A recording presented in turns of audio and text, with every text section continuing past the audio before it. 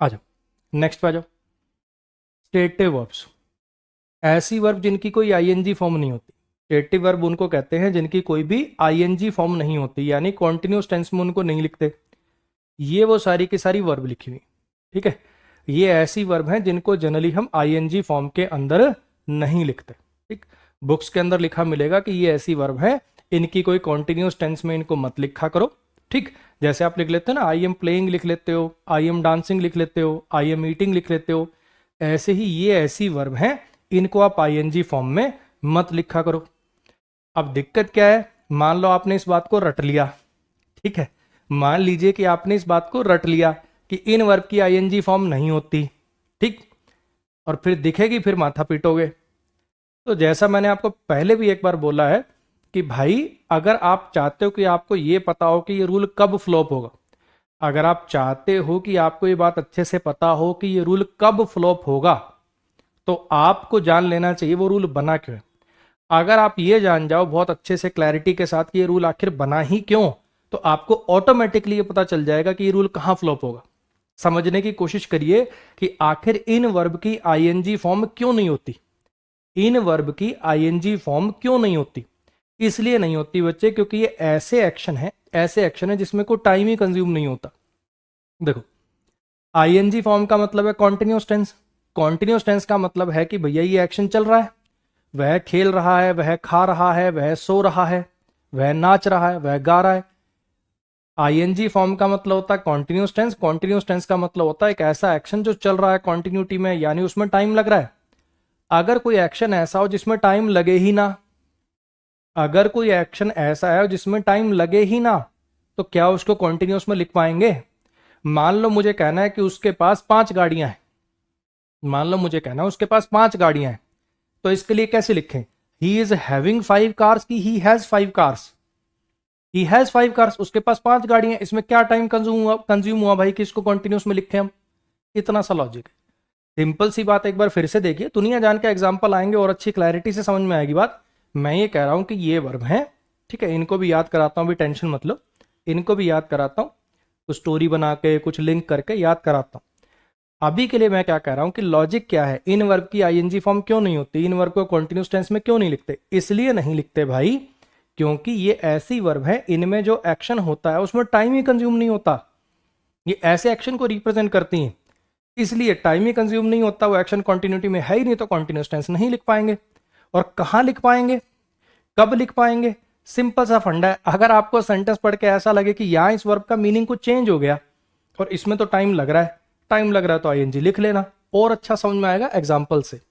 ये 4 एग्जाम्पल्स है, देखो यहां भी कंसीडरिंग आ रहा है, यहां भी कंसीडरिंग आ रहा है, एक जगह आईएनजी सही है और एक जगह गलत है। यहां भी थिंकिंग आ रहा है और यहां भी थिंकिंग आ रहा है, एक जगह आईएनजी सही है और एक जगह गलत है। एक बार जरा इसको पढ़ के अपने आप से ट्राई करो। सिंपल सा लॉजिक क्या बताया, अगर आपको सेंटेंस पढ़ के लगे कि इस वर्ब का ऐसा मीनिंग है जिसमें टाइम कंज्यूम हो रहा है, इस वर्ब का ऐसा मीनिंग है जिसमें टाइम कंज्यूम हो रहा है, तो आईएनजी फॉर्म यानी कॉन्टिन्यूस फॉर्म सही है, और अगर ऐसा लगे कि नहीं हो रहा तो आईएनजी फॉर्म गलत है। इतनी सी बात है। एक ट्राई आप करो, फिर मैं कराता हूं।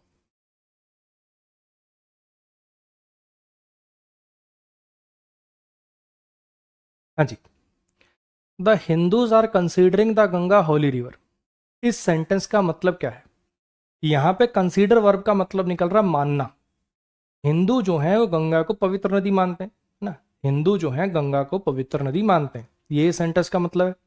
अब मुझे जरा सोच के बताओ कि इसमें कोई टाइम कंज्यूम हो रहा है, इसमें कोई एक्शन कॉन्टिन्यूटी में है, कि एक फैक्ट बताया जा रहा है हिंदू गंगा को पवित्र नदी मानते हैं, इसमें कोई एक्शन कॉन्टिन्यूटी में है क्या? नहीं है, तो फिर क्यों आईएनजी फॉर्म लिख रहे हो? लेकिन अगर इस सेंटेंस की बात करूं, हमारा जो बॉस है वो कंसीडर कर रहा है उस प्रपोजल को जो दिया गया है तुम्हारे बॉस के द्वारा। यहां पे कंसीडर का मतलब है किसी चीज पर सोच विचार करना, उसमें टाइम कंज्यूम होगा। मान लो 2 कंपनियां, एक कंपनी के बॉस ने प्रपोजल दिया दूसरे वाले को कि भैया एक काम करते हैं, मर्ज कर लेते हैं, ये वो फलाना दिगड़ा, ऐसे ऐसे प्रॉफिट बांट लेंगे। अब वो उस चीज पर सोच विचार कर रहा है, अच्छा इसके ये पॉजिटिव पॉइंट्स हैं, ये नेगेटिव पॉइंट्स हैं, तो इसमें तो टाइम कंज्यूम होगा। यहां कंसीडर का मतलब है मानना, यहां कंसीडर का मतलब है सोच विचार करना। मेरी बात आ रही है समझ में? इसलिए मैं कह रहा हूं बच्चे रटने से काम नहीं चलेगा। बुक्स में तो आपको डायरेक्ट ये रूल दे देंगे, ठीक है, ये वर्ब है, इनकी आईएनजी फॉर्म नहीं होती, ठीक। और ये वाले एग्जाम्पल कभी वो देंगे नहीं जिसमें आईएनजी फॉर्म हो जाती है। और ये कोई ऐसा एग्जाम्पल तो है नहीं कि ओहो सर ने तो बहुत कॉम्प्लेक्स ऐसे 5 लाइन का सेंटेंस लिखा है। ये कभी जिंदगी में देखने को नहीं मिलेगा आपको, खूब मिलेगा। और फिर तुम माथा पिटोगे, अरे यार ये क्या हो गया। और रटूं तो यार ऐसी चीज रटू ना, मान लो कभी जिंदगी में रटना पड़े तो ऐसी चीज रटू ना जिसको लॉजिकली समझना बहुत मुश्किल हो। ओहो पता नहीं ऐसी चीज है जो मुझे समझ में नहीं आएगी, इतनी सी चीज के लिए क्या रट्टे बिठाऊं। कि ये ऐसी वर्ब है, अगर आपको लगे सेंटेंस पढ़ के कि भैया इसमें टाइम कंज्यूम हो रहा है तो आईएनजी ठीक, टाइम कंज्यूम नहीं हो रहा तो आईएनजी गलत, बात खत्म। इतनी सी बात है। तो भैया फिर इसको ठीक कैसे करेंगे। आपने मुझे लगता है 10th चैप्टर इतना तो सब बच्चों ने याद होगा कि जो फैक्ट होते हैं वो प्रेजेंट इंडेफिनिट टेंस में लिखे जाते हैं। और प्रेजेंट इंडेफिनिट टेंस का मतलब होता है वर्ब की पहली फॉर्म। अब यहाँ पे सब्जेक्ट प्लूरल है, सब हिंदुओं की बात हो रही है तो वर्ब भी प्लूरल आएगी, यानी यहाँ पे कंसीडर आएगा, कंसीडर्स मत लिख देना। आ रही है बात समझ में। हमारा बॉस कंसीडर कर रहा प्रपोजल को जो दिया गया है तुम्हारे बॉस के द्वारा, यहां पे कंसीडर की आईएनजी में कोई दिक्कत नहीं है तो ये नो एरर हो गया। क्लियर हो गया। मोनिका जो है यहां पे थिंक का मतलब क्या है, सोच रही है। मोनिका सोच रही है कि वो क्लास की सबसे सुंदर लड़की है, कि इसका मतलब मानना है। ये जो आगे बात लिखी हुई है उसको पढ़ के आपको क्या लग रहा है। देखो एक तो थिंक का मतलब होता है किसी चीज के बारे में सोचना, सोच विचार करना, और एक थिंक का मतलब होता है मानना। He thinks that he is the most handsome boy in his class. वो ऐसा मानता है कि वो क्लास का सबसे हैंडसम लड़का है। ऐसे ही मोनिका मानती है कि वो क्लास की सबसे सुंदर लड़की है। मानने में क्या जाता है, कोई कुछ भी मान सकता है, हाँ कि ना। मानने में क्या जाता है, कोई कुछ भी मान सकता है, ठीक। अब मान लो मैं अपने आप को कहूं कि भैया ऋतिक की तरह स्मार्ट हूं मैं, तो है पेट निकल रहा मेरा जेठालाल जैसा, तो मानने में क्या है, कोई कुछ भी मान सकता है, तो मान लो जो मर्जी। अब ये मोनिका अपने आप को क्लास की सबसे सुंदर लड़की मान रही है, हो चाहे कितनी बूढ़ी है, सब मानने में क्या जाता है। हरी बात समझ में। तो भैया यहाँ पे जरा समझने की कोशिश करिएगा, यहाँ पे जरा समझने की कोशिश करिए कि यहाँ थिंक का मतलब है मानना, और मानने में कोई टाइम कंज्यूम होता नहीं, तो जबरदस्ती का यहाँ पे कॉन्टिन्यूस टेंस मत लगाइए, ठीक है। इसकी जगह पे क्या लिख देंगे, मोनिका थिंक्स दैट कर देंगे। मोनिका ऐसा मानती है कि वो क्लास की सबसे सुंदर लड़की, ठीक। Monica is thinking about her ailing grandmother. Monica जो है अपनी बीमार दादी माँ के बारे में सोच रही है। अब उसकी दादी हॉस्पिटल में एडमिट वगैरह मान लो, है ना, दादी को किडनी मिलेगी नहीं मिलेगी, दादी बचेगी नहीं बचेगी, है उसके बारे में सोच विचार कर रही। यहाँ पे कोई दिक्कत नहीं। इसलिए मैं कह रहा हूँ बच्चे, रूल रटने से काम नहीं चलेगा, सिंपल सा फंडा यार, इसमें तो कोई ज़्यादा मुश्किल है भी नहीं। मुझे तो नहीं लगता कि ये रटने लायक रूल है, मुझे कहीं से नहीं लगता कि ये एक रटने लायक रूल है। ये कुछ वर्ब हैं, ये ऐसी वर्ब हैं भैया जिनकी बुक्स में लिखा होता है आईएनजी फॉर्म नहीं होती, लेकिन ऐसे ये लिखना गलत है। बेसिकली कुछ पर्टिकुलर मीनिंग में इनकी आईएनजी फॉर्म नहीं होती। आओ मैं आपको ये वर्ब भी याद कराने की कोशिश करता हूँ, ठीक है। आओ मैं आपको ये वर्ब भी याद कराने की कोशिश करता हूँ। देखो ये 3 वर्ब हैं, थिंक, बिलीव, कंसीडर। इनका मतलब जब होता है मानना, कि कोई बंदा कुछ मानता है, ठीक है, वो ये मानता है वो ये मानता है, जब इसका मतलब मानना, तो मानने में टाइम कंज्यूम नहीं होता, उस केस में इनकी आईएनजी फॉर्म नहीं होगी। अगला जी, हैव ऑन पजेस। मेरे पास ये चीज है, किसी का किसी चीज पर पजेशन बनाना, अधिकार बनाना। किसी का किसी चीज पर पजेशन बनाना, अधिकार बनाना, कि मेरे पास ये चीज है उसके पास ये चीज है, तो इसमें भी कोई टाइम कंज्यूम नहीं होगा, हाँ कि ना। नेक्स्ट अगर आप देख पा रहे हैं तो ये जो अपनी 5 सेंसेस होती है ना, जो अपनी 5 इंद्रियां होती हैं, लुक, सीम, अपीयर, वैसे तो इन तीनों का मतलब है दिखाई पड़ना। 5 इंद्रियों वाली तो खैर आगे आएगी बात। लुक, सीम, अपीयर का मतलब है दिखाई पड़ना, देखना नहीं, ध्यान रखना, देखने में तो एक्शन हो जाएगा, इसका मतलब है दिखाई पड़ना। शी लुक्स सैड, वो उदास दिख रही है। शी लुक्स हैप्पी, वो खुश दिख रही है। देखना नहीं, दिखाई पड़ना। She appears sad, she seems sad, वो उदास दिख रही है, वैसा वाला। आ रही बात समझ में। अच्छा जी, consist, contain, comprise. Consist, contain, comprise, किसी चीज में कोई चीज होना। इस डिब्बे में मिठाइयां हैं, इस डिब्बे में दवाइयां हैं, कोई एक्शन नहीं हो रहा, बस आप बता रहे हो। आ रही बात समझ में। अब बोलते बोलते ना कुछ बच्चे ना कंफ्यूज हो रहे होंगे, सर कुछ कुछ ऐसा नहीं लग रहा जैसे लिंकिंग वर्ब है? आपने जैसे अभी कहा, जैसे आपने कहा कि वो उदास दिख रही है, वो खुश दिख रही है, इसमें कोई एक्शन ही नहीं हो रहा, इसमें तो कोई एक्शन ही नहीं हो रहा। सर यही सेम बात आपने लिंकिंग वर्ब में भी बोली थी। तो क्या सर स्टेटिव वर्ब और लिंकिंग वर्ब सेम है? अगर आपने थोड़ी रीजनिंग पढ़ रखी है, अगर आपने थोड़ी सी रीजनिंग पढ़ रखी है, तो मैं आपको एक समझाने की कोशिश करता हूं। वेन डायग्राम पढ़ रखा आपने? ये बात कुछ ऐसी है, ये जो बात है ये कुछ ऐसी है। अब इस वेन डायग्राम का मतलब क्या है कि क्या क्या सारी की सारी स्टेटिव वर्ब लिंकिंग वर्ब होती हैं? नहीं, सारी लिंकिंग वर्ब तो स्टेटिव वर्ब होती हैं, लेकिन हर स्टेटिव वर्ब लिंकिंग वर्ब वो जरूरी नहीं। मेरी कुछ बात आई समझ में? क्या बोला मैंने? इसमें से बहुत सारी वर्ब ऐसी हैं, इसमें से बहुत सारी वर्ब ऐसी हैं जो लिंकिंग वर्ब भी हैं, जैसे लुक, सीम, अपीयर हो गया, फील, स्मेल, टेस्ट हो गया, है ना। बहुत सारी वर्ब ऐसी हैं जो लिंकिंग वर्ब भी हैं, लेकिन क्या हर वर्ब लिंकिंग वर्ब है इसमें से? ना जी। क्या इसमें से हर वर्ब लिंकिंग वर्ब है? नहीं भैया। आई मेरी बात समझ? क्या बोला मैंने? हाँ जी। थिंक, बिलीव, कंसीडर, जब इनका मतलब हो मानना, तब इसमें टाइम कंज्यूम नहीं होता, तब आईएनजी फॉर्म नहीं आएगी। हैव, ओन, पजेस, किसी के पास कोई चीज है, इस बात को दिखाने में भी टाइम कंज्यूम नहीं होता, आईएनजी नहीं आएगी। लुक, सीम, अपीयर, कोई कैसा दिख रहा है, इसमें तो एक्शन ही नहीं होता, इनमें तो टाइम कंज्यूम नहीं होता, या कह लो इसके अंदर भी देखा जाए तो कोई एक्शन नहीं हो रहा। इनमें देखा जाए, अगर देखा जाए तो कायदे से यहां तक में तो कोई एक्शन अभी तक वैसे सोचे तो हो ही नहीं रहा। कोई कुछ मानता है, इसमें क्या एक्शन हुआ? मैं ऐसा मानता हूं, इसमें भी एक्शन नहीं हो रहा, इसमें भी एक्शन नहीं हो रहा, इसमें भी एक्शन नहीं हो रहा। किसी चीज में कोई चीज है, इस डिब्बे में मिठाइयां, इस डिब्बे में दवाइयां हैं, तो इसमें भी कोई एक्शन नहीं हो रहा। आ रही बात समझ में? और ये जो फील, स्मेल, टेस्ट वाले हैं, ये जो फील, स्मेल, टेस्ट, साउंड वाले हैं, इनको आप याद रख सकते हो वो इंद्रियों से अपना। अभी तक देखो तीनों के पेयर से बन गए। मानना हो गया, अधिकार दिखाना हो गया, दिखाई पड़ना हो गया, किसी चीज में कोई चीज होना हो गया। Feel, smell, taste, sound, feel, smell, taste, sound. मान लो मैं कहूं कि ये जो सरफेस है ना थोड़ा हार्ड फील हो रहा है, दिस सरफेस फील्स हार्ड, ये जो सरफेस है ये हार्ड फील हो रहा है, इसमें कोई टाइम कंज्यूम होगा? मान लो आपने किसी चीज को हाथ लगाया, दिस फील्स हॉट, यार ये तो गर्म लग रहा है, दिस फील्स कोल्ड, ये ठंडा लग रहा है। बेसिकली आप ये बताना चाह रहे हो कि वो सरफेस कैसा है, वो हार्ड है, वो स्मूथ है, वो कोल्ड है, वो हॉट है। तो क्या हुआ, किसी चीज के बारे में आपने बताया, तो क्या इसके अंदर कोई मतलब ऐसा एक्शन है जिसमें टाइम कंज्यूम हो? नहीं। साउंड का मतलब यहाँ आवाज नहीं है, साउंड का मतलब प्रतीत होना है। शी साउंड्स कॉन्फिडेंट, वो कॉन्फिडेंट लग रही है। शी साउंड सैड, मतलब ऐसा लग रहा है उसकी बातों से जैसे उदास है वो। आई बात समझ? आगे कुछ और वर्ब हैं, आगे कुछ और वर्ब हैं, इनको भी जरा देखने समझने की कोशिश करते हैं, याद करने की कोशिश करते हैं। अभी तक तो हमने रिलेट करके काम ले लिया, अभी तक तो हमने रिलेट करके काम ले लिया। आगे के लिए आपको एक छोटी सी स्टोरी सुना देता हूं। अच्छा, नो का मतलब यहां पे है बेसिकली आपको किसी बात की जानकारी होना, जैसे do you know, do you know who is the prime minister of India, क्या आपको पता है कौन है प्राइम मिनिस्टर? तो आप कहोगे यस आई नो, मैं जानता हूं।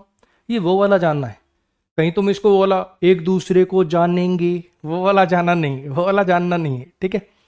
क्या तुम कोई बात जानते हो, वो वाला है। तो आपको जानकारी पड़ी, आपको जानकारी पड़ी कि आपके पड़ोस वाले घर में नए किराएदार आए हैं, ठीक है। उसमें एक कन्या भी आई है, और वो कन्या बिल्कुल एकदम आलिया भट्ट जैसी लगती है, ठीक है। जो आपको अच्छी लगती है, आलिया भट्ट अच्छी लगती है, दीपिका पादुकोण अच्छी लगती है, कोई भी जो आपका मन करे उसके जैसी वो दिखती है। देखते ही पहली नज़र में तुम पसंद करने लग गए, और ज़्यादा समय नहीं लगाया आपने, सुबह 10 बजे आप उसको पसंद कर रहे थे, शाम 4 होते होते आपको उससे प्यार हो चुका था, जन्म जन्मांतर वाला। अब तुम चाहने लगे, अब तुम वांट करने लगे, अब तुम वांट करने लगे कि वो भी हाँ करे, वांट करने लगे कि वो भी हाँ कर दे, ठीक है। तुम लव लेटर लेके पहुंच गए छत पे, जब वो बाल सुखाने आई, है ना, तुमने कहा ये बाल सुखाने मत आया करो, बाल सुखाने आती हो कि जान सुखाने आती हो? तुमने उसको फूल दिया, बुला के एक्सक्यूज मी बोल के छत के इस किनारे तक आई वो, ठीक। वो तो बढ़िया रहता, लेटर वेटर फेंक देते, तुमने बुला लिया, छत के इस किनारे तक आ गई है। अब उसकी थप्पड़ की रीच में तुम्हारा गाल भी आ गया, तो उसने रैपट जड़ दिया बढ़िया वाला तुम्हें एक। वो नफरत कर रही है क्योंकि वो पिछले मोहल्ले से पहले ही सेट है, ठीक। तुम वांट कर रहे थे कि वो भी एग्री करे, अब वो तुमसे नफरत कर रही है। तुमने मन में सोचा माफ नहीं करूंगा तुझे कभी, ये जो थप्पड़ तूने मुझे मारा ना इसके लिए तुझे कभी माफ नहीं करूंगा, ठीक। और तुझे क्या लग रहा है, तुझे क्या लग रहा है कि भूल नहीं पाऊंगा तुझे, अरे शाम तक भूल जाऊंगा तुझे। लेकिन सच्चाई यही है, आज इन बातों को 4 साल हो गए, आज भी तुम उसी को याद करते हो, उसी की यादों पर डिपेंडेंट हो, उसकी याद तुम्हारे दिल में आज भी एग्जिस्ट करती है, ठीक है। तो ऐसे करके बस एक बार नज़रों के आगे से निकालने वाली बात है, ऐसे कहानी बना के बेसिकली ये सारी वर्ब आपकी नज़रों के आगे से एक बार निकाल दी गई हैं, बाकी सेंटेंसेस करेंगे हम, उससे हमें याद रह जाएगा, ठीक है जी। ये कुछ ऐसी वर्ब हैं, ये कुछ ऐसी वर्ब है, इनमें मीनिंग ऐसा हो सकता है कि जिसके अंदर समय कंज्यूम ना हो, टाइम ही कंज्यूम नहीं तो कॉन्टिन्यूस टेंस नहीं, कॉन्टिन्यूस टेंस नहीं तो आईएनजी फॉर्म नहीं। क्लियर होगी इतनी बात। आओ और एग्जांपल्स देखते हैं, आएगा समझ में। देखो जरा ये सेंटेंसेस हैं, ये सेंटेंसेस है, करके दिखाओ जरा एक बार, सोचना, ठीक है। इतना ये ऐसा रूल है नहीं यार जिसके लिए मैं आपको रटने पे मजबूर करूं या मुझे रटने के लिए कहना पड़े, तो बिल्कुल मजाक की बात है। टाइम कंज्यूम हो रहा है तो आईएनजी ठीक, नहीं हो रहा तो आईएनजी गलत, बात खत्म। करके दिखाओ।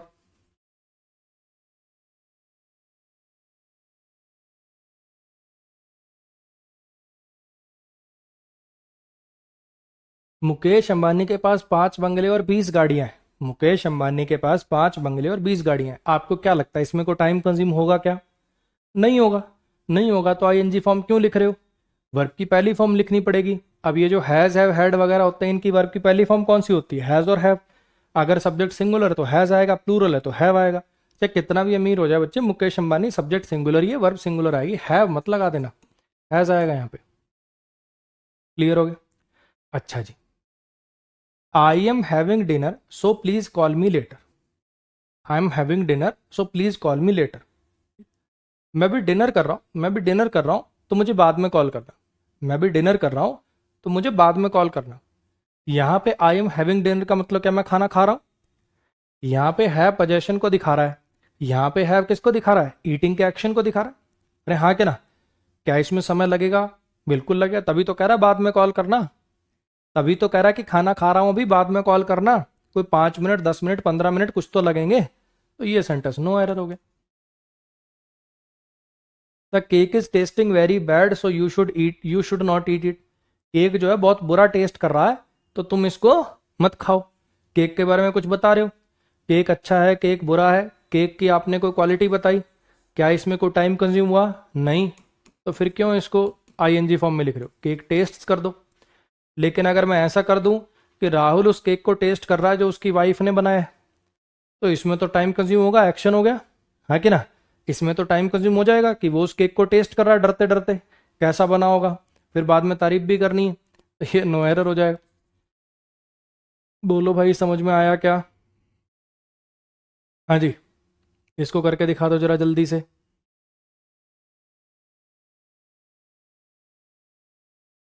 सर मैं लाइव क्लास नहीं देखता हूँ, जॉब करता हूँ, टाइम नहीं मिलता, सारे डाउट क्लास में क्लियर हो जाते हैं। Thank you, thank you Setu भाई, थैंक यू।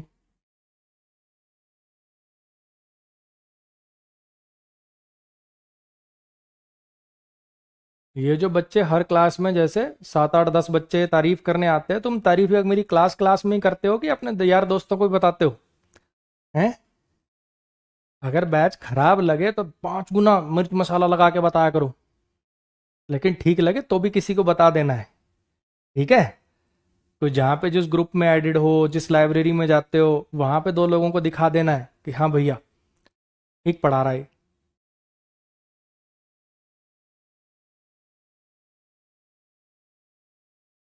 थैंक यू भाई, सीएचएसएल का एग्ज़ाम अच्छा हो, थैंक यू भाई।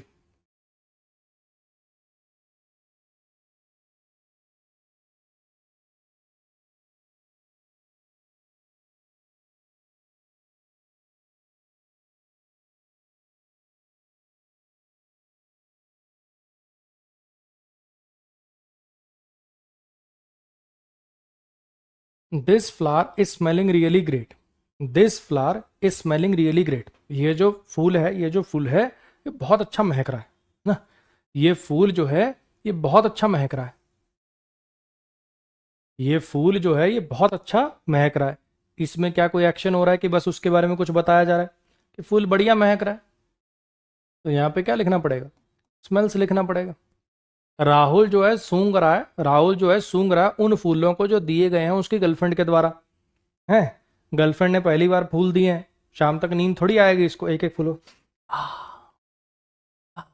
लगा हुआ है उसमें, है। तो राहुल सूंघ रहा उन फूलों को, राहुल सूंघ रहा उन फूलों को जो उसकी गर्लफ्रेंड ने दिए। इस बार स्मेलिंग में कोई दिक्कत नहीं, इस बार स्मेलिंग में कोई समस्या नहीं। आ रही है बात समझ में? हाँ जी। नो का मतलब होता है बच्चे वो वाला कि जानना। मैं मिस्टर शर्मा को जानता हूं पिछले 5 साल से, ठीक। जान रहा हूं नहीं जानता हूं, जान रहा हूं नहीं जानता हूं, वो जो होता है ना एक दूसरे को हम जान रहे हैं समझ रहे हैं, वो अंडरस्टैंड वर्ब से काम होगा वो। आ रही है बात समझ में? तो यहाँ पे नो का मतलब होता है, जो नो वर्ब होती है उसका मतलब होता है जानना, कि क्या आप उनको जानते हो, ये सही नो हिम। इसमें भी आईएनजी फॉर्म का यूज मत किया करो। तो यहाँ पे आपको क्या लिखना पड़ेगा, अब जैसे आप नोटिस कर रहे होगे, आप नोटिस कर रहे होगे कि जनरली ना कॉन्टिन्यूस टेंस दिया होता था, उसको मैं प्रेजेंट इंडेफिनिट में चेंज कर देता था। कॉन्टिन्यूस टेंस दिया होता था और उसको मैं प्रेजेंट इंडेफिनिट में चेंज कर देता था, ठीक है। यहां पर दिया हुआ इसको बोलते हैं perfect continuous tense. Tense chapter जब हम पढ़ेंगे तब और क्लियर हो जाएगा। वहां पे आपको एक टाइप का कॉन्सेप्ट आ जाएगा कि फॉर के साथ जब टाइम दिया हो तो या तो परफेक्ट टेंस आता है या परफेक्ट कॉन्टिन्यूस आता है। अब परफेक्ट कॉन्टिन्यूस तो यहाँ संभव नहीं है, तो परफेक्ट टेंस लगाना पड़ेगा, और परफेक्ट टेंस में हैज हैव के साथ V3 आता है, इसलिए यहाँ पे मुझे हैव बीन नोइंग को काट के हैव नोन करना पड़ेगा। जिसको ये टेंस वाली बात अभी समझ में नहीं आई है कि परफेक्ट क्या होता है, कॉन्टिन्यूस क्या होता है, ये सारी बातें टेंस चैप्टर में आपको आ जाएंगी समझ में, कृपया इस बात का लोड मत लीजिएगा, ठीक है। जब टेंस चैप्टर पढ़ाऊंगा तो पहले यही पढ़ाऊंगा, इनडेफिनिट टेंस में कौन सी वर्ब लगती है, पास्ट इंडेफिनिट में कौन सी लगती है, कॉन्टिन्यूस में कौन सी लगती है, पहले यही पढ़ाऊंगा। बिल्कुल ये मान के कि जिंदगी में तुमने तीसरी क्लास भी पास नहीं कर रखी, यही मान के टेंस पढ़ाऊंगा, टेंशन मत लेना। अभी के लिए सिंपल सी बात यह है कि जितने हमने सेंटेंसेस अभी तक देखे सबके अंदर क्या हो रहा था, कॉन्टिन्यूस टेंस था, काट के मैं उसको प्रेजेंट इंडेफिनिट यानी वर्ब की पहली फॉर्म कर देता था। कॉन्टिन्यूस टेंस था, काट के इंडेफिनिट कर देता था, कॉन्टिन्यूस टेंस था, काट के इंडेफिनिट कर देता था, सब में ही करा था।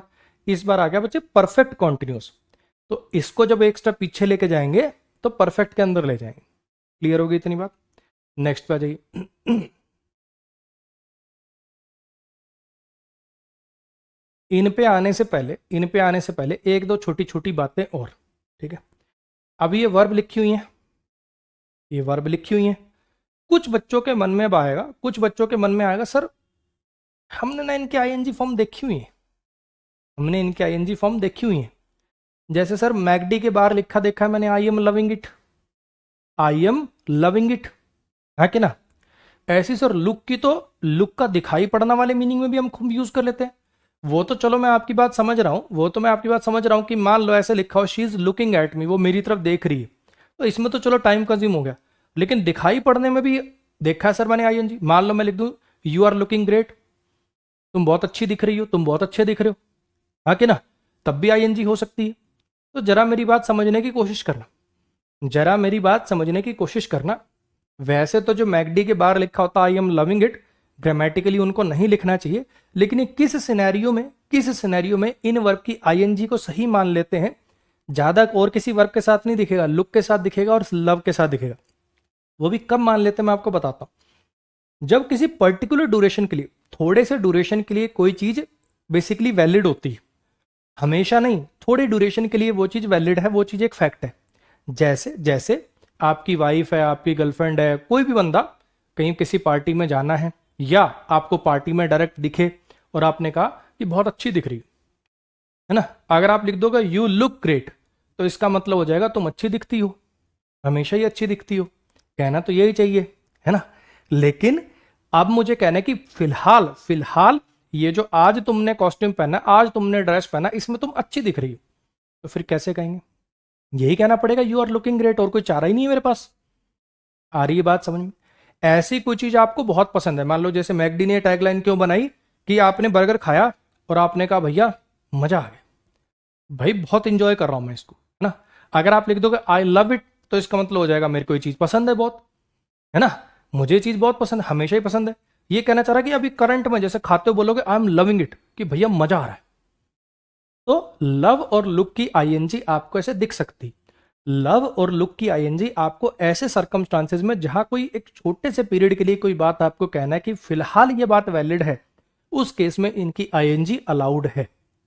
टेंशन मत लीजिए, इन पे कोई ऐसा एरर नहीं आएगा, ये बस मैंने आपको एक एक्स्ट्रा बात बताई। क्लियर होगी इतनी बात? अच्छा जी, इसके अलावा छोटी छोटी बातें और थोड़ा डेप्थ में जाएंगे। एक काम करो, आप सेंटेंस नंबर 2 को तोड़ो एक बार। मैं बेसिकली आपसे चाहता हूं कि ये गिवन क्या काम कर रहा है, तो मुझे ये बता दो। कुछ नहीं है, पहले पढ़ा रखा है, बस उसी का रिवीजन करा रहा। कुछ नहीं है, बस पहले पढ़ा रखा है, उसी का रिवीजन करा रहा हूं। करके दिखाओ जरा एक बार, सेंटेंस नंबर 2 को तोड़ना। थैंक यू दुर्गेश भाई, थैंक यू।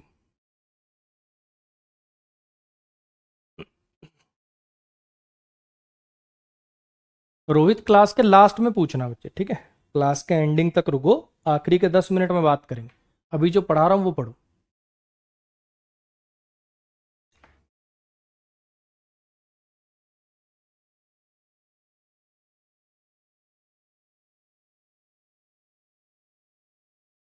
हमारा जो बॉस है उस प्रपोजल को कंसीडर करा, कौन से प्रपोजल को? जो तुम्हारे बॉस के द्वारा दिया गया, ठीक है?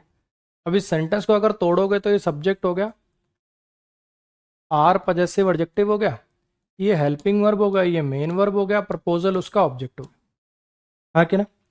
अब ये गिवन क्या कर रहा है? ये गिवन इसके लिए पास्ट पार्टिसिपल एडजेक्टिव है, ठीक है? कौन सा प्रपोजल? जो दिया गया तुम्हारे बॉस के द्वारा। अब गिवन पास्ट पार्टिसिपल एडजेक्टिव है, एडजेक्टिव तो सर नाउन से पहले आते हैं, एडजेक्टिव तो सर नाउन से पहले आते हैं, ये बाद में क्यों आ रहा है भैया? क्या लॉजिक है? ये बाद में क्यों आ रहा है, क्या लॉजिक है? ये एडजेक्टिव उठा के आपने नाउन के बाद क्यों लिखा, क्या लॉजिक है? हाँ जी, मुझे बताओ कि ये एडजेक्टिव आपने नाउन के यहां ना लिख के, गिवन प्रपोजल ना लिख के, प्रपोजल गिवन क्यों लिखा हुआ है? एडजेक्टिव चैप्टर में पढ़ाया था कि अगर आगे कोई ऐसा फ्रेज है, अगर आगे कोई ऐसा फ्रेज है जिसका उस नाउन से नहीं एडजेक्टिव से लेना देना हो, तो उसको उठा के उसके साथ रखना पड़ता है। प्रपोजल बाय यू कि गिवन बाय यू? ये जो बाय योर बॉस है, बाय योर बॉस है, इसका गिवन से लेना देना था, इसलिए उसको उठा के आगे रखना पड़ा। मेरी बात आ रही है समझ में? और अच्छे से समझ में आएगी सेम कॉन्सेप्ट पर। ये सेंटेंस को करके दिखा दो जरा, ये रोहन वाले को करके दिखाना, ये रोहन वाले को करके दिखाना। Rohan is testing the cake prepared by his wife, हाँ कि ना? रोहन सब्जेक्ट है, इज हेल्पिंग वर्ब है, टेस्टिंग मेन वर्ब है, केक इसका ऑब्जेक्ट है। कौन सा केक? रोहन केक को टेस्ट कर रहा है। कौन से केक को टेस्ट कर रहा है? जो उसकी वाइफ के द्वारा बनाया गया। अब आपको पता है प्रिपेयर्ड कोई वर्ब तो है नहीं, केक तो कुछ बनाएगा नहीं है, तो इसके लिए past participle adjective by preposition है, और ये वाइफ इसका ऑब्जेक्ट है। इतनी बात सबको समझ में आती है? रोहन केक को टेस्ट कर रहा है, कौन से केक को? जो प्रिपेयर किया गया उसकी वाइफ के द्वारा। आती बात समझ में? ये तो पता चल गया कि एडजेक्टिव है केक के लिए। अब फिर मेरा वही सवाल कि एडजेक्टिव पहले क्यों नहीं लिखा हुआ, बाद में क्यों लिखा हुआ है? जैसे मान लो मैं लिख दूं स्टोलन बैग, चुराया गया बैग, तो स्टोलन पहले लिखा हुआ ना, यहां पे बाद में क्यों लिख रहे हो? हाँ जी, यहां पे ये बाद में क्यों लिख रहे हो? क्योंकि सर इसके बाद एक ऐसा फ्रेज लिखा हुआ जिसका लेना देना है इससे। ये जो लिखा हुआ ना by his wife, cake by his wife नहीं, प्रिपेयर्ड बाय हिज वाइफ, ये जो बाय हिज वाइफ है इसका लेना देना प्रिपेयर्ड से है, इसलिए ऐसा हो रहा है, इसलिए उसको उठा के आगे लिखना पड़ रहा है। बोलो भाई, समझ में आता है? चलो अब और बात करते हैं। जैसा मैंने आपको बताया कि लव की या लुक की आईएनजी हो सकती है एक केस में, सिनेरियो बताया मैंने आपको कि कब इनकी आईएनजी अलाउड हो जाती है। एक और केस है जहां पे इन वर्ब की, इन सारी वर्ब की आईएनजी अलाउड हो सकती है। एक और केस है जहां पे इन सारी वर्ब की आईएनजी फॉर्म अलाउड हो सकती है, और वो केस है जब इनको मैं जिरंड बना के यूज में ले लूं। अगर मैं इन वर्ब्स को जिरंड के रूप में यूज में ले लूं तब इनको आईएनजी फॉर्म में लिखना अलाउड है। आओ एग्जांपल कराता हूं, आओ एग्जांपल कराता हूं। ये 3 सेंटेंसेस हैं, एक ट्राई आप कर लो। हिंट मैंने दे दिया, मैंने कहा कि वैसे तो हैव की आईएनजी नहीं होती जब उसका मतलब पोजेशन बनाना हो, लव की आईएनजी नहीं होती, हेट की आईएनजी नहीं होती, लेकिन यहां पे ये सारे नो एरर हैं। क्यों नो एरर है? क्योंकि यहां पे सारे जिरंड है। एक काम करो, ये सारे के सारे सेंटेंसेस को तोड़ दो, हैं ये सारे के सारे नो एरर, और ये नो एरर क्यों है, इनकी आईएनजी फॉर्म यहाँ पे क्यों हो पा रही है, क्योंकि आपने इन वर्ब्स को, स्टेटिव वर्ब को, अगर मैं इसको रूल की फॉर्म में लिखना चाहूं, स्टेटिव वर्ब्स को अगर जिरंड बनाकर यूज में लिया जाए तो उनकी आईएनजी फॉर्म अलाउड होती है। इतनी बात। एक बार तोड़ना, तीनों को तोड़ के दिखाओ। हाँ जी, करें इसको discuss. Having a lot of money does not guarantee happiness. बहुत सारा पैसा होना, बहुत सारा पैसा होना गारंटी नहीं करता हैप्पीनेस को। बहुत सारा पैसा होना गारंटी नहीं करता हैप्पीनेस को। गारंटी नाउन भी होता है, गारंटी वर्ब भी होता है, ध्यान रखना। ये हेल्पिंग वर्ब है, ये एडवर्ब है, ये मेन वर्ब है और ये इसका ऑब्जेक्ट है। क्या गारंटी नहीं करता हैप्पीनेस को? क्या गारंटी नहीं करता हैप्पीनेस को? मनी को सब्जेक्ट बना दें क्या? मनी गारंटी नहीं करता हैप्पीनेस को। सुनने बोलने में ठीक भी लग रहा है, लेकिन एक बात बताओ, मनी को सब्जेक्ट बना दोगे तो फिर इस हैविंग को क्या बनाओगे? क्या ये इसकी कोई विशेषता बता रहा है? नहीं। सर इसको पूरे को सब्जेक्ट नहीं लिख सकते क्या? बिल्कुल लिख सकते हो, अरे बिल्कुल लिख सकते हो। और कायदे से होना भी यही चाहिए कि जब इस टाइप का स्ट्रक्चर आए तो इसको पूरे को सब्जेक्ट लिखें। लेकिन फिर इतना ही तोड़ो कि ये सब्जेक्ट है, ये वर्ब है, ये ऑब्जेक्ट है। अगर ऐसे एक एक वर्ड पे जाना है ना, अगर एक एक वर्ड पे जाना है तो उस केस में फिर आपको अलग अलग तोड़ के ही लिखना पड़ेगा। ये हैविंग आपका सब्जेक्ट बनेगा, नाउन बनेगा, जिरंड बनेगा। मनी क्या बनेगा? ये बनेगा ऑब्जेक्ट ऑफ जिरंड। और ये जो अ लॉट ऑफ होता है ना, ये एक एडजेक्टिव की तरह से काम करने वाला फ्रेज है। A lot of books, a lot of books, a lot of tables, a lot of chairs. ये अ लॉट ऑफ, ये ए आर्टिकल वाला नहीं है कहीं तुम सोचो, ये पूरा का पूरा एक ही फ्रेज है। ये किसी चीज की क्वांटिटी दिखाता है, क्वांटिटी को दिखाने वाला एक एडजेक्टिवल फ्रेज है ये। A lot of books, a lot of chairs, a lot of students, a lot of teachers. जैसे आप मैनी नहीं लिखते यार, मैनी चेयर्स मैनी टीचर्स, है कि ना? जैसे आप मैनी लिखते हो, बस होता क्या, ये आपको अजीब लगेगा क्योंकि ए आर्टिकल आ रहा है, ए को आपने हमेशा वो आर्टिकल के रूप में देखा है। ऐसे में इस पूरे को एडजेक्टिव कह रहा हूं तो आपका थोड़ा सा माथा ठनक रहा होगा, लेकिन ये पूरा आपको मैंने एग्जाम्पल कराया ना, a lot of books, a lot of chairs, a lot of teachers, a lot of students, क्या कर रहा है? क्वांटिटी बता रहा है। इसलिए क्वांटिटी, क्वांटिटेटिव एडजेक्टिव की तरह से काम करने वाला एक फ्रेज है ये। फ्रेज क्या होता है? शब्दों का समूह। क्लियर होगी इतनी बात? नेक्स्ट पर आ जाइए। Loving pet animals has been Rajesh hobby since childhood. ठीक है, इसके लास्ट में श की साउंड है, ये एस नहीं आएगा, ये नाउन चैप्टर में पढ़ाऊंगा वैसे, इसको मैं करेक्शन कर दूंगा। लविंग पेट एनिमल्स, पालतू जानवरों से प्यार करना, पालतू जानवरों से प्यार करना राजेश की हॉबी रहा है बचपन से। पालतू जानवरों से प्यार करना राजेश की हॉबी रहा है बचपन से। ठीक है जी। तो यहां पे अगर आप देख पा रहे हो तो लविंग क्या हो जाएगा? सब्जेक्ट हो जाएगा, नाउन हो जाएगा, जेरंड हो जाएगा। एनिमल्स क्या हो गया? ऑब्जेक्ट ऑफ जेरंड हो गया। पेट क्या हो गया आपका? एडजेक्टिव हो गया। हैज आपका हेल्पिंग वर्ब है, बीन आपका मेन वर्ब है और ये लिंकिंग वर्ब है। जैसे ही मैं इसको लिंकिंग वर्ब करूंगा, काफी बच्चों और है लिंकिंग वर्ब कैसे हो सकती है? ये बातें क्लास में आज 5वीं बार हो रही हैं। अगर वर्ब की थर्ड फॉर्म में लिखोगे तो लिंकिंग वर्ब से पहले हेल्पिंग वर्ब आएगी। भाई क्यों नहीं आएगी? थर्ड फॉर्म बिना हेल्पिंग वर्ब के हो ही नहीं सकती। क्या इसके अंदर कोई एक्शन हो रहा है क्या? बताया जा रहा है। लिंकिंग वर्ब क्या होती है? अभी भी तुम्हारे दिमाग से वो कीटाणु नहीं निकले क्या? लिंकिंग वर्ब आएगी तो एक ही वर्ड होगा, एक ही वर्ड मैंने कभी ऐसे पढ़ाई लिंकिंग वर्ब की डेफिनेशन कहीं तुम्हारे नोट्स में है ऐसी? लिंकिंग वर्ब एक ही शब्द ऐसा कुछ लिखा है कहीं? लिंकिंग वर्ब बी की फॉर्म अगर मेन वर्ब की तरह से काम कर दे, जिसमें कोई एक्शन ना हो रहा हो, सब्जेक्ट के बारे में बस कुछ बताया जा रहा हो, उसको लिंकिंग वर्ब कहते हैं। तो फिर ये बीन लिंकिंग वर्ब है, हाँ कि ना? है। और ये थर्ड फॉर्म में, इसलिए इससे पहले हेल्पिंग वर्ब आ रही है। तो पालतू जानवरों से प्यार करना राजेश की हॉबी रहा है। ये जो हॉबी है क्या बन गया? ये नाउन है जो कि सब्जेक्ट कॉम्प्लीमेंट की तरह से काम कर रहा है। और ये क्या है? पॉजेसिव केस ऑफ नाउन है। ये क्या है जी? Possessive case of noun. ये हम पढ़ चुके हैं पहले। सिंस प्रीपोजिशन है और चाइल्डहुड इस प्रीपोजिशन का ऑब्जेक्ट है। अगर इस सेंटेंस की बात करूं, hating others for your failure will not help you. दूसरों से नफरत करना तुम्हारी असफलताओं के लिए, दूसरों से नफरत करना तुम्हारी असफलताओं के लिए। हेटिंग सब्जेक्ट हो गया, नाउन हो गया, जेरेंड हो गया। अदर्स क्या बन जाएगा? ऑब्जेक्ट ऑफ जेरेंड बन जाएगा। फॉर प्रीपोजिशन है, फेलियर इसका ऑब्जेक्ट है। फेलियर्स लिखा होता ज्यादा अच्छा रहता, एक सफलता थोड़ी, अपनी असफलताओं के लिए फेलियर्स कर दूंगा मैं इसको, है ना? विल हेल्पिंग वर्ब है, नॉट एडवर्ब है, हेल्प मेन वर्ब है और ये इसका ऑब्जेक्ट है। क्लियर होगी इतनी बात?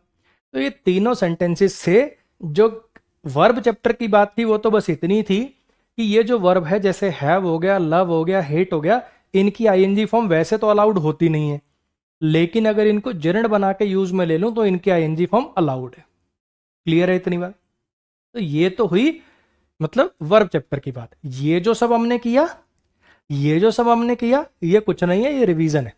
जो पहले हमने जिरंड प्लस जिरंड का ऑब्जेक्ट ये कॉन्सेप्ट पढ़े थे, जिरंड प्लस जिरंड का ऑब्जेक्ट ये सब कॉन्सेप्ट जो हमने पढ़े थे, ये कुछ नहीं है, ये बस उसी का रिवीजन है।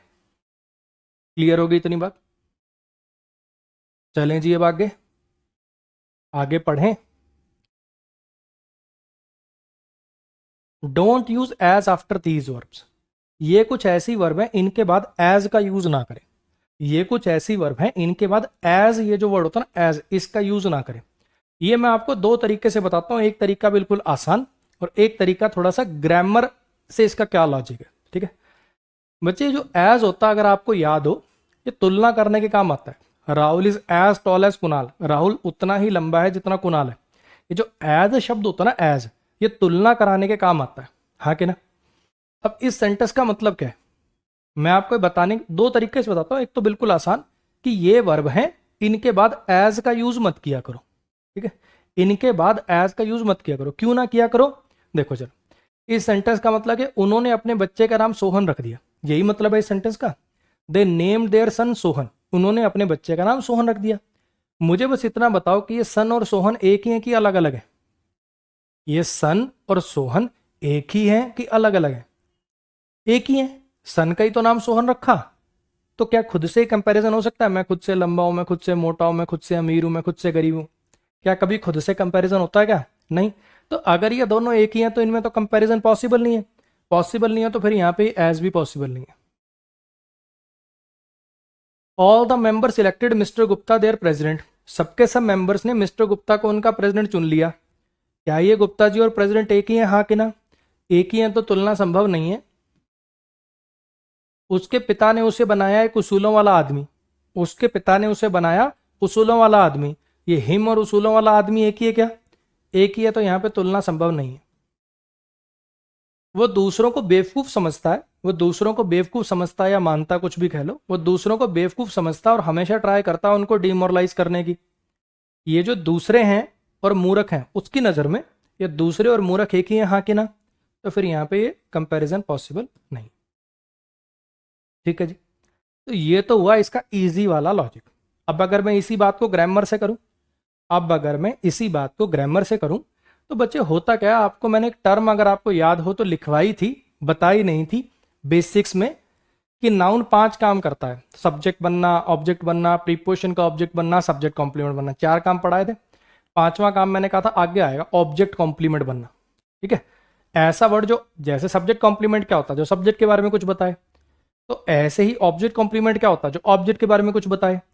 आप जरा इन वर्ब पे नजर मारो एक बार थोड़ी सी, आप जरा इन वर्ब्स पे नजर मारो जरा थोड़ी सी। ठीक है, देखना, मेरी बात समझना क्या।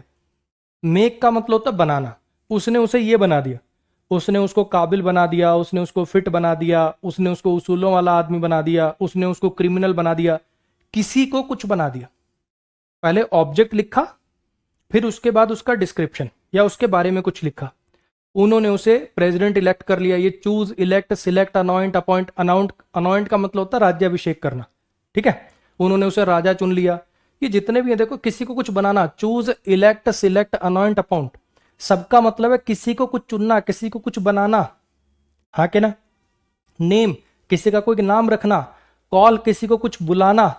ही कॉल्ड मी फैट, उसने मुझे मोटा बुलाया, है ना? ही कॉल्ड मी फूल, उसने मुझे बेवकूफ बुलाया। थिंक का मतलब मानना, कंसीडर मतलब मानना, किसी को कुछ मानना। तो ये सारी अगर आप देख पा रहे हो, ये वर्ब ऐसी हैं कि किसी को कुछ बनाया जा रहा है, किसी को कुछ इलेक्ट किया जा रहा है, किसी का कुछ नाम दिया जा रहा है, किसी को कुछ बुलाया जा रहा है, किसी को कुछ मानना जा रहा है। ये जितनी वर्ब है सब में क्या हो रहा है, पहले एक ऑब्जेक्ट लिखा हुआ, फिर ऑब्जेक्ट के बारे में कुछ बताने के लिए आगे एक वर्ड लिखा हुआ है। और जैसे सब्जेक्ट कॉम्प्लीमेंट जो होता है वो नाउन भी हो सकता है, एडजेक्टिव भी हो सकता है, ऐसे ही इसके अंदर ऑब्जेक्ट कॉम्प्लीमेंट भी नाउन भी हो सकता है और एडजेक्टिव भी हो सकता है। और अच्छे से समझ में आएगा, ये सेंटेंसेस है। ठीक है, अब जनरली कंफ्यूजन पता क्या होता है, देखो सर ये वो नहीं हो सकती, सर आपने पढ़ा रखा ना दो दो ऑब्जेक्ट वाली डाई ट्रांजिटिव वर्ब। सर ऐसा नहीं हो सकता है डाई ट्रांजिटिव वर्ब हो, है? इन वर्ब को जनरली बच्चा कंफ्यूज करता है, इन वर्ब्स को जनरली बच्चा कंफ्यूज करता है डाई ट्रांजिटिव वर्ब से, क्योंकि उसमें भी वर्ब के बाद दो दो नाउन आ रहे होते हैं, यहां भी दो दो नाउन आ रहे हैं, तो कंफ्यूज होगा।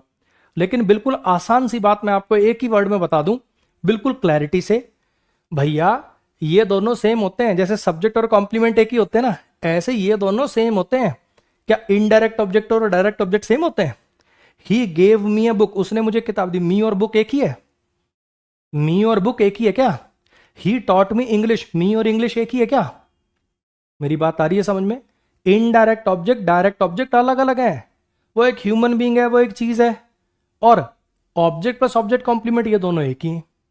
चलो जी, इन सेंटेंसेस को तोड़ो और देखो कि कहां इनडायरेक्ट ऑब्जेक्ट डायरेक्ट ऑब्जेक्ट है और कहां पे ऑब्जेक्ट कॉम्प्लीमेंट मतलब ऑब्जेक्ट प्लस ऑब्जेक्ट कॉम्प्लीमेंट आया हुआ है। चेक करना जरा एक बार। हाँ जी। The Hindus consider the Ganga holy river, Hindu जो है वो गंगा को पवित्र नदी मानते हैं।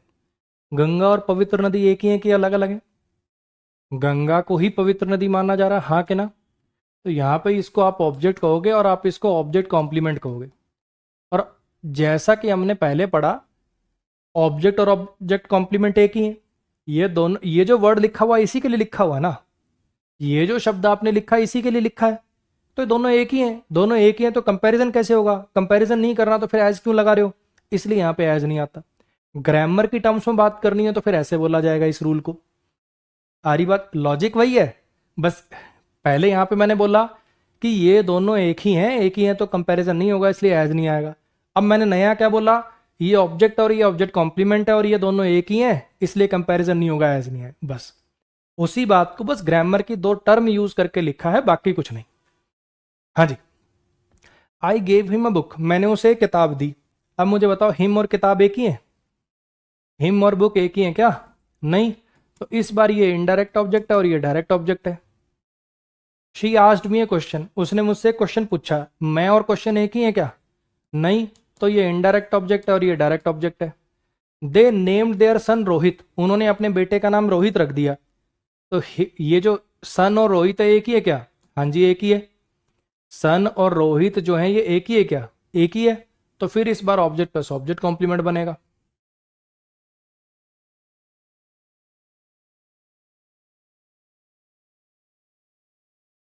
दे elected Mister Verma their president, उन्होंने मिस्टर वर्मा को उनका प्रेसिडेंट चुन लिया।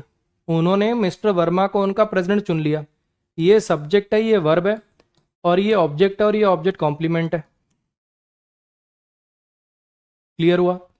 उसके कोच ने उसको बनाया best player in the country, उसके कोच ने उसको बनाया best player in the country.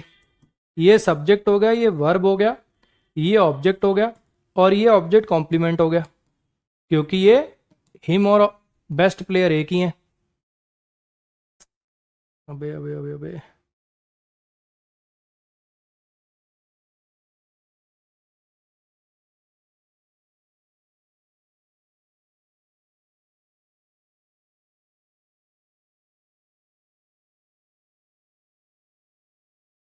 बोलो जी, क्लियर हो गई इतनी बात?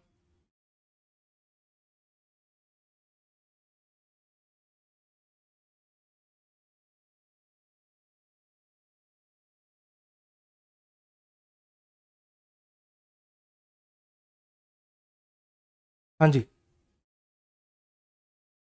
कॉन्सेप्ट समझ में आ गया?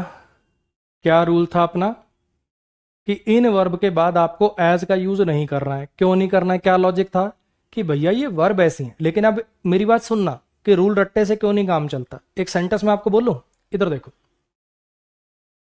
She made a cake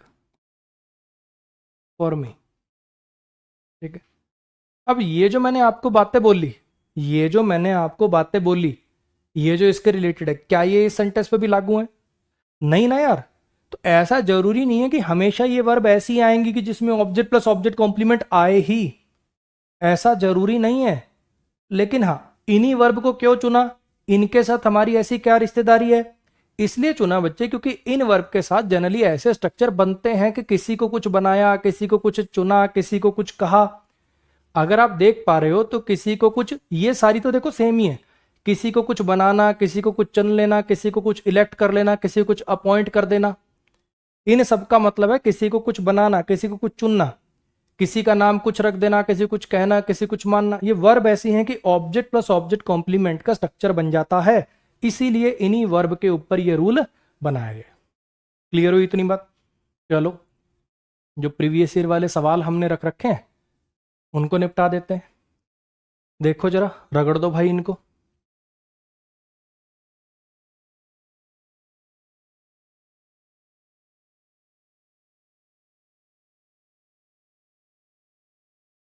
the scooter that I am using these days is belonging to my brother. Scooter जो मैं आजकल यूज कर रहा हूं वो मेरे भाई का है। अब मुझे बताओ, ये स्कूटर मेरे भाई का है, इस बात को कहने में कोई टाइम कंज्यूम होगा क्या? हाँ जी, स्कूटर मेरे भाई का है, भाई का पोजीशन बनाना स्कूटर पे, तो इसको जबरदस्ती का कॉन्टिन्यूस टेंस में क्यों लिख रहे हो? बिलोंग्स टू माई ब्रदर करो। आई हैव अ हैबिट, मेरी एक हैबिट है, मेरी एक हैबिट है। क्या हैबिट है? न्यूज सुनने की रेडियो पे हर रोज रात को। अब हियर और लिसन, एक वर्ब होती है हियर और एक वर्ब होती है लिसन। हियर का मतलब होता है सुनाई पड़ना, हियर का मतलब होता है सुनाई पड़ना। जैसे आपको अचानक से कोई आवाज सुन जाए, आई हर्ड नॉइस, है ना, आई हर्ड लाउड नॉइस। अगर आपको अचानक से कोई आवाज सुनाई पड़ जाए तो हियर लिखते हैं, और जबरदस्ती कोई चीज सुन रहे हो तो लिसन लिखते हैं। इसीलिए हियर में आईएनजी नहीं आती, क्योंकि उसमें कोई टाइम कंज्यूम होता ही नहीं। मुझे चीज सुनाई दी, मुझे चीख सुनाई दी, मुझे ये सुनाई दिया। लेकिन लिसन आप जानबूझ के करते हो तो उसमें टाइम कंज्यूम होता है, तो उसकी आईएनजी अलाउड है। तो पहली बात तो यहां पे दिक्कत है हियर वर्सेस लिसन की, और हियर की आईएनजी नहीं होती लेकिन लिसन की हो सकती है। और दूसरी बात यह कि लिसन के साथ ना टू प्रीपोजिशन आती है। आई एम लिसनिंग सॉन्ग्स नहीं, I am listening to songs लिखना पड़ता है। तो यहां पे I have a habit of listening the news नहीं, लिसनिंग टू द न्यूज करना पड़ेगा। क्लियर हो इतनी बात? They made her as the chairperson of their bank, उन्होंने उसको अपना बैंक का चेयरपर्सन बना दिया। तो किसी पर्सन को कुछ बनाया जाए, ये दोनों एक ही हैं, तो एज को अवॉइड करो। इसमें बताओ, क्लास खत्म होने के बाद रिकॉर्डेड अपलोड होने में बहुत टाइम लगता है, 90 मिनट्स कम से कम लगते हैं बच्चे। अगर उससे ज़्यादा लगते हैं तो बोल दूंगा, 90 मिनट कम से कम लगेंगे। एक वीडियो को अलग अलग फॉर्मेट में ट्रांसकॉन्ड करने के लिए 90 मिनट कम से कम चाहिए होंगे। उससे ज़्यादा लगते हैं तो मैं बोल दूंगा।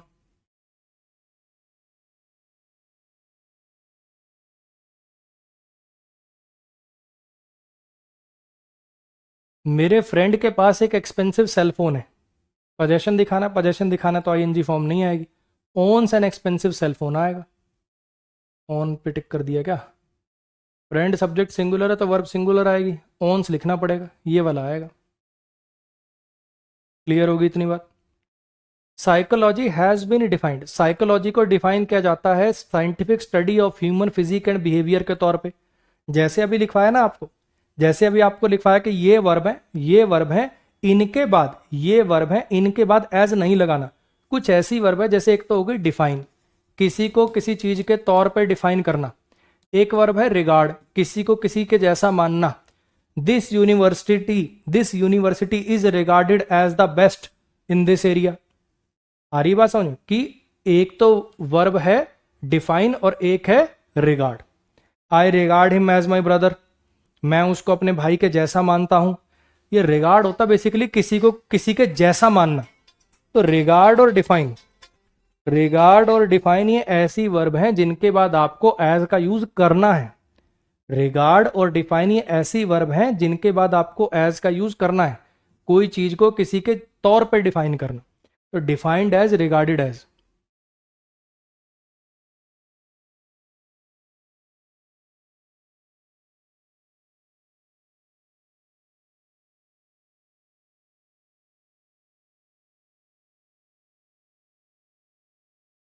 The little boy did many मिसचीव्स इन द स्कूल। अब इसके अंदर दो गलती है, एक तो नाउन चैप्टर की गलती कि मिसचीव शरारत, ये अनकाउंटेबल नाउन में आता है, इसका प्लूरल नहीं करते। और दूसरी बात, कुछ ना वर्ब होती है, जैसे एक होता है मान लो जो चुटकुला सुनाना है, तो he told me a joke नहीं, ही क्रैक्ड अ जोक लिखना पड़ेगा। चुटकुला सुनाने के लिए ही क्रैक्ड अ जोक का यूज होता है। ऐसे ही डिड अ मिस्टेक नहीं, ही मेड अ मिस्टेक का यूज होता है। सेम वही बात पे ही डिड मैनी मिसचीफ नहीं, यहाँ पे ही मेक मिसचीफ मतलब शरारत करने के लिए, गलती करने के लिए मेक का यूज होता है। हारी बात समझ। ये वाली चीजें बच्चे रीडिंग से आएंगी आपको, हालांकि 2 4 5 जो यूज होती हैं मैंने आपको बता दी, बाकी जब अपन प्रैक्टिस करेंगे वर्ड चैप्टर की वहां पे डील हो जाएंगी। तो यहाँ पे पहली बात तो मिसचीफ का प्लूरल नहीं हो पाएगा, और उसके लिए मेक वर्ब आती है। पहले पास्ट में था तो बाद में पास्ट में रखेंगे, तो मेड मस्ट मिसचीव करना पड़ेगा। अब अनकाउंटेबल है तो इसलिए इसके साथ मच आ रहा है। क्लियर होगी इतनी बात।